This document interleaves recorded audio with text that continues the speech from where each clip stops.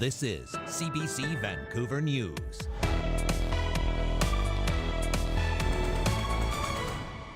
They were screaming at us. They're like, evacuate now, evacuate now. The smoke and the fire does not look like it's hit Silverton. Cooling temperatures, but more evacuation orders. Wildfire crews in BC stay busy as more than 400 fires burn in the province. And I rely on transit. I take bus, SkyTrain, and then I bus again. a dire warning for transit users. The stakes are high and the clock is ticking. TransLink says without a new funding model, it may be forced to cut service in half.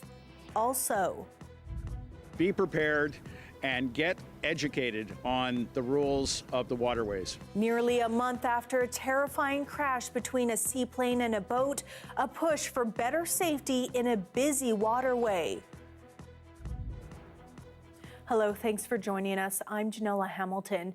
We begin in Alberta, where fears have become a reality. One of the wildfires threatening Jasper has swept through the historic town, reducing buildings to ash. The north and south fires have now merged because of gusty winds up to 100 kilometers an hour. Although those of us who experienced Jasper as visitors can't imagine what it feels like to be a Jasperite right now, we share this sense of loss with all of those who live in the town, who care for it, and who have helped build it. There is significant damage in the southwestern part of the town. Scores of homes, businesses, and vehicles have been destroyed, as well as some significant landmarks. There are reports the flames reached 100 meters into the air and spread as fast as 15 meters a minute. Firefighters there continue to battle the blaze. There have been no reports of deaths or injuries. Meanwhile, here in BC, firefighters hope cooling temperatures will help in their fight against more than 400 wildfires that continue to burn in the province. The fires prompting several new evacuation orders and alerts in the past 24 hours. As Corey Bullock reports, the safety of people is paramount. Wind is whipping through the Southeast Fire Centre, churning up wildfires like the Dogtooth FSR in Golden. There's about 7 rescue vehicles, firefighters. Once the fire jumped the highway, they jumped in their vehicles and took off. And they were screaming at us. They're like, evacuate now, evacuate now. I've never been through anything like that in my life. The fire just south of the community has quickly grown in size, engulfing more than 130 hectares. The mayor of Golden says 6 homes have been lost to the blaze on Thursday. Ultimately, we've lost a few homes, and people define them as structures, but these are actually people's homes. There are some outbuildings that have been damaged also, but to this point in time, we're not aware of any injuries or anybody getting hurt. He says crews are still working to learn the full extent of the damage. And over in the West Kootenay, it's a similar story. It's been extremely windy this morning. All last night, the wind gusts were insane. The entire village of Silverton was evacuated Wednesday night because of the Aylwin Creek fire. But the mayor says she's holding out hope. The smoke and the fire does not look like it's hit Silverton. Nearby, a cluster of fires in the West Kootenay, dubbed the Slocan Lake Complex, broke out last week when a lightning storm rolled through the region. Karamias resident Larissa Hinchell was camping across from Silverton when she saw the sky light up. It was intense. None of us had ever experienced anything like it. It was very powerful, very awe-inspiring to say the least, and we were a little fearful, to be honest. The BC Wildfire Service says cooler conditions and rain may give crews the chance to make more progress on fighting fires. At the forecast, thankfully, we're not going to see a return to some of the extreme temperatures, returning to a bit more seasonal conditions. However, we do have warm conditions prevailing. She says more resources are en route to help crews battle the many blazes in the region, and officials are urging everyone in BC to be prepared by packing a grab-and-go kit and signing up for emergency alerts. Corey Bullock, CBC News, Cranbrook. There is some better news on the fire front in BC. The evacuation order for the District of Wells has been downgraded to an alert. Residents are now able to return home, but are being told to be prepared to leave if the Antler Creek fire activity changes. As well, there is no longer an evacuation alert in place for the village of Ashcroft. Meanwhile, it appears Barkerville and the Bowen Lake area are still on evacuation order, but officials say firefighters are being helped by periods of rain as they battle to control the flames. At the end of the month, Vancouver will lose almost 24 transitional housing units with supportive services. The facility was first opened as a COVID response to get marginalized people into safer conditions. BC Housing says it was supposed to be a temporary fix. Now, 3 years later, it's about to close. As Belle Puri reports, some of the people living in those units fear they'll be left homeless. It's a sweet idea in its fledgling stages. My first market is Saturday at UBC, so I'll be at that farmer's market. The start of her vegan ice cream business is a big step for Elaine Lynn. Until recently, she spent a year in hospital. I was struggling really bad with my suicidality, so I was having suicidal attempts multiple times a day and just unable to keep myself safe because of how bad I was doing mentally. In March, she was strong enough to move into supportive transitional housing with mental health care staff on site. She was informed at the outset the facility would close on July 31st. But BC Housing also promised that they guaranteed us all housing before July 31st of equal or similar value, and that's not been followed through. The 21 second-floor units leased from Easter Seals House are funded by BC Housing and operated by Coast Mental Health.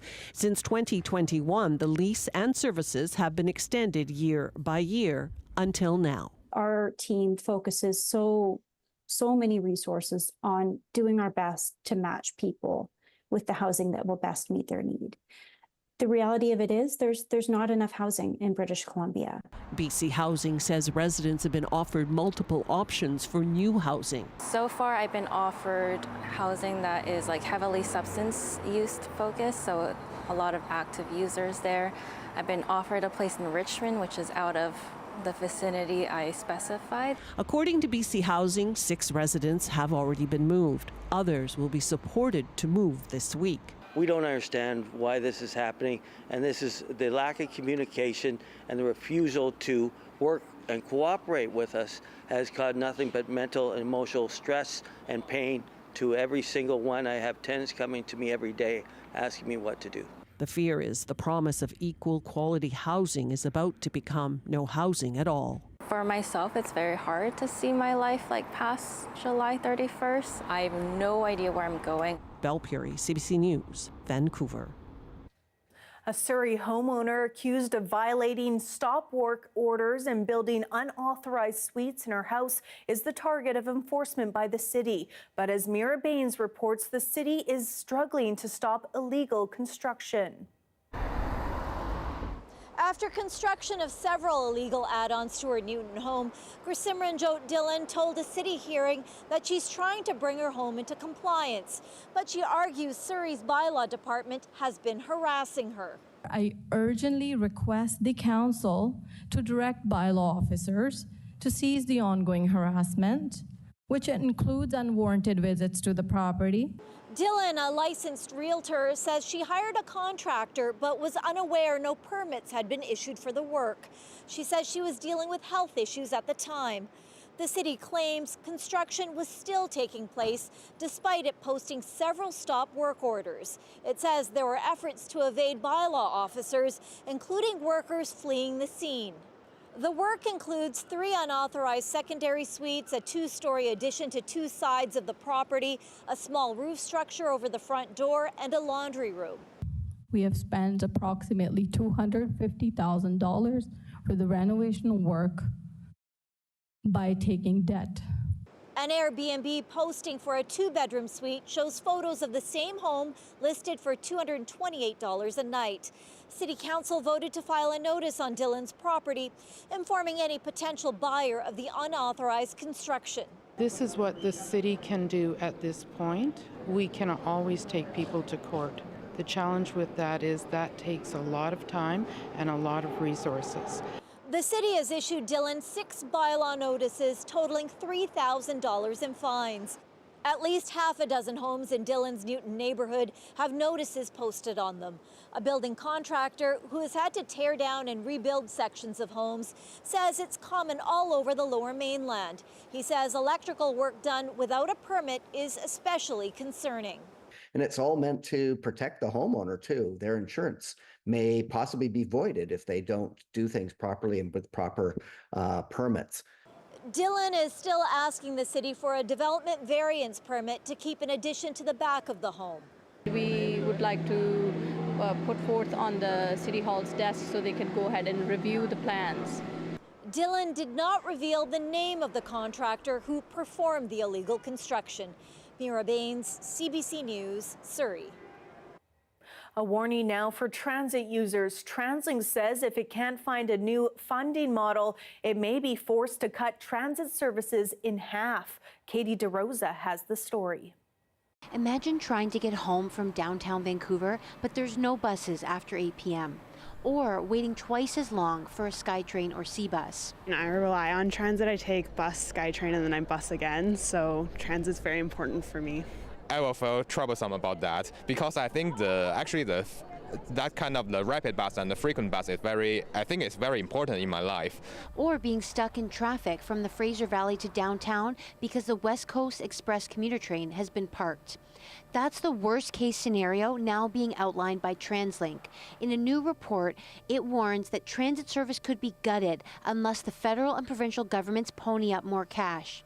CEO Kevin Quinn says TransLink is facing a financial shortfall of $600 million by 2026. The results of that report were nothing short of shocking. So what would these potential cuts mean for commuters? According to the report, 145 out of 230 transit routes would be canceled, including most night buses. SkyTrain and C-Bus service would drop by 30%. Handy-Dart services would run only for essential medical appointments. Almost 700,000 people would no longer be able to walk to public transit, and that would push more commuters onto already clogged roads, increasing congestion by 20%. Impacts won't just be felt by transit riders, it would be felt by the entire region. The provincial government has been providing temporary relief funding for TransLink since the start of the pandemic, but that money dries up in 2025. The mayor of Richmond says it's not sustainable for TransLink to be constantly wondering where its funding will come from year after year. I'm not surprised to hear the gravity of the cuts, and I want to emphasize, I am fully confident that the province particularly and the federal government will step up and they'll be supportive. But the question is, if they're not, then what? BC Conservative leader John Rustad says despite $1.7 billion in what he calls provincial government bailouts since 2020, the Transit Authority is still floundering. He wants an audit of TransLink's books. TransLink itself is saying that they have record ridership. Why did they allow these numbers to get to be as bad as they are today? Official opposition leader Kevin Falcon released his party's transit plan Thursday, vowing to extend the SkyTrain to the North Shore and build a new, larger Ironworkers Memorial Bridge. Falcon does not yet have a cost estimate for those plans. If we don't start investing in infrastructure, we're going to have people sitting in parking lots for hours a day, as is often the case today. BC's transportation minister did not guarantee that TransLink will get the money it's asking for. Well, I think the mayors are looking at a provincial election cycle coming up, and understandably they're wanting to get some commitments. However, Fleming argues that the NDP has been a reliable funding partner for TransLink and is calling on Ottawa to step up. Katie DeRosa, CBC News, Victoria. A Prince George Mountie has been found guilty of obstruction of justice in relation to an incident involving the death of an Indigenous man nearly 7 years ago. Jason Proctor has the latest. It's been nearly 7 years since Dale Culver died after a police incident which saw multiple officers apprehend and arrest him in what's been described as a violent takedown. Culver died about 30 minutes after he was taken into custody. In a packed courtroom today, a judge accepted the testimony of a bystander who came on the scene after Culver was in custody and started filming. He said Constable Arthur Dahlman approached him and ordered him to either hand over his phone or delete the video. Dahlman denied the accusation, but the judge said he didn't believe him. There was another accused in the case who the judge acquitted. Dahlman is the only one of 5 officers to have been charged in connection with events surrounding Culver's death to have been found guilty. Manslaughter charges were stayed against 2 other officers, and charges were also stayed against another Mountie who was charged with obstructing justice. Culver's daughter, Lily Speed, was in the courtroom. Here is her reaction to today's decision. We did have our own little suspicions that Dahlman was going to be found guilty. How the judge chose to word it was quite intense, and I kind of couldn't help but happy cry, I guess, a little bit while he was describing it, because it's been a long 7 years waiting to hear those words. The courtroom included 24 uniformed RCMP members who came to support a colleague. Culver's cousin, Debbie Pierre, was in the court as well, as were many other supporters who see this case as a test of the judicial system's ability to handle allegations made against police in relation to treatment of Indigenous people. We have not had our day in court to hear what happened to Dale. And today we were able to hear portions of what happened with Dale. And that's so important for our family to understand who was all involved, why Dale ended up dead, and what are the consequences of that. Dahlman's lawyer said he'll file an application to stay the charge because of delay. Sentencing will be set later this year. Jason Proctor, CBC News, Vancouver. Following a serious collision last month in Cole Harbour, several agencies are urging boaters to be aware of increased traffic. That story after the break.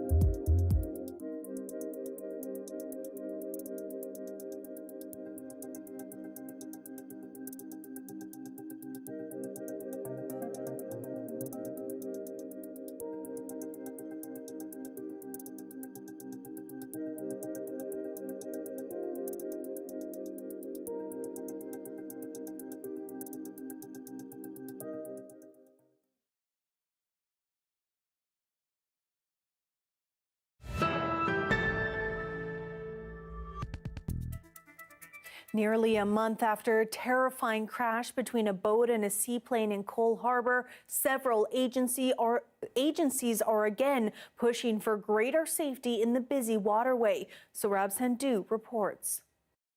Typically, the planes are always taking off into the wind and they're landing into the wind. So you know which way the wind's coming from when you're on the water, and you can be assured that that's the way that the planes will be taking off. Bruce Haynes says for anyone out on a boat or any kind of watercraft, staying clear of a seaplane's pathway is imperative.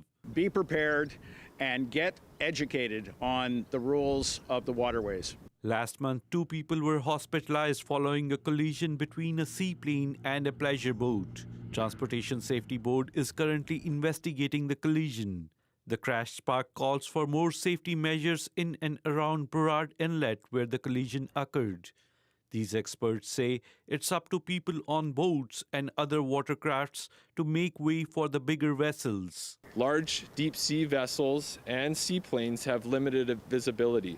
Don't assume they can see you. It's also hard for a big ship to change course or to come to a complete stop. Currently, there is no licensing required for recreational boating in BC. However, experts say all boaters must equip themselves of the safety regulations before entering the water. Recreational boaters must be particularly aware of the rules in designated shipping lanes, such as those in English Bay and in other parts of the Salish Sea. And even those planning to venture out on motorless watercraft, there is a word of caution. If you're on a paddleboard, you still need safety equipment. You need a PFD, you need a whistle, you need a buoyant throwing line. There's stuff that is necessary for you to have to go out on the water. Sergeant McDougall says with strong winds, keeping course could become challenging even for expert water sports enthusiasts. It was pretty evident last night as people weren't paying attention to the forecast and the celebration of lights were on. And we had a southwesterly that was 10 to 15 knots, and people on those personal watercrafts were really struggling. Experts say even those who are out on lake water need to watch out for traffic around them and yield to any emergency crews in action. With the wildfires in BC right now, I'm asking and urging all recreational boaters on the lakes in the interior to stay away from helicopters and planes that are scooping and working on the wildfires. Haynes says anyone planning to spend time on the water should have proper safety gear and a float plan, and tell someone on the dry land when they are expected back. Saurabh Sandhu, CBC News, Vancouver. Here we have a live shot of BC Place in the Georgia Viaduct tonight. Russ Lacate will have our full forecast next.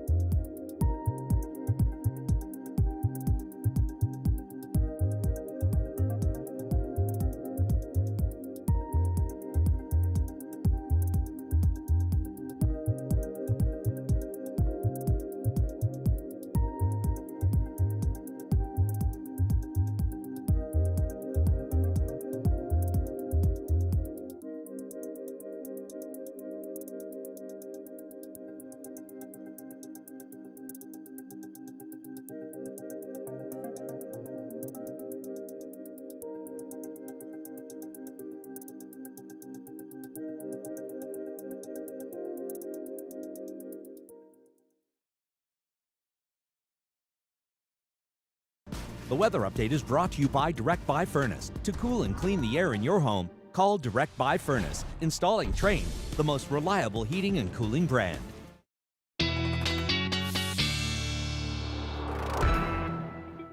Russ Lacate joins us now with a look at our weather. Now, Russ, I know we're going to talk a little bit about the dynamic fire situation around the province right now. Yes, as we've been talking about the past couple of days, Janella, I want to keep referencing this chart, giving you an idea of what the change in the forest fire danger rating province-wide has been since Monday compared to today. We see large portions of the northern two-thirds of the province really having lowered in terms of the forest fire danger rating, so that's good news. The cooler air, the rain has helped out with that. One of the trouble spots still down in the Kootenays, the southeast corner of the province, happens to be where most of our not only active and out-of-control fires are, but those fires of note as well, the ones threatening communities, threatening populations. A lot of smoke, a lot of ash in the air. The circulation province-wide has almost been anticyclonic for a couple of days with this low tracking through the central part of the province towards Alberta. If you can imagine, all of that smoke plume caught up in the circulation and being guided down the coast as high pressure begins to build in again. Our weather pattern through the central part of the province, I think it's going to dry out and probably trend sunnier again, even warm up by a few degrees. The problem is there's going to be some smoke entrained with that. This is an estimation from the smoke model forecast from earlier today, and we roll that ahead to the end of the day tomorrow, and a lot of that smoke from the intense wildfires in the southeast corner of the province wrapping around and closing in on the lower mainland. I really hope this doesn't turn out that way, but we may have some rather diffuse smoke aloft in the air around parts of the lower mainland by tomorrow or into the weekend. Your province-wide forecast, yes, it does dry out in areas like Bella Coola, and it dries out for Worcester across much of the south as well. 1 or 2 showers in Golden. We're not even talking about 1 millimeter's worth of rain. Temperatures rebounding into the mid-20s. Metro Vancouver looking good to start your weekend. We've got some sunshine tomorrow and Saturday, ranging up to 24. Sunday, the cloudier of the two this weekend. Monday, that's not garden variety showers. I think it's some significant rain coming to start next week. Nice to see a little rain in our forecast. Yeah. Thank you so much, Russ. That is your late news for Thursday, July 25th. Thank you so much for joining us tonight. For news on the go, visit our website. We'll see you tomorrow.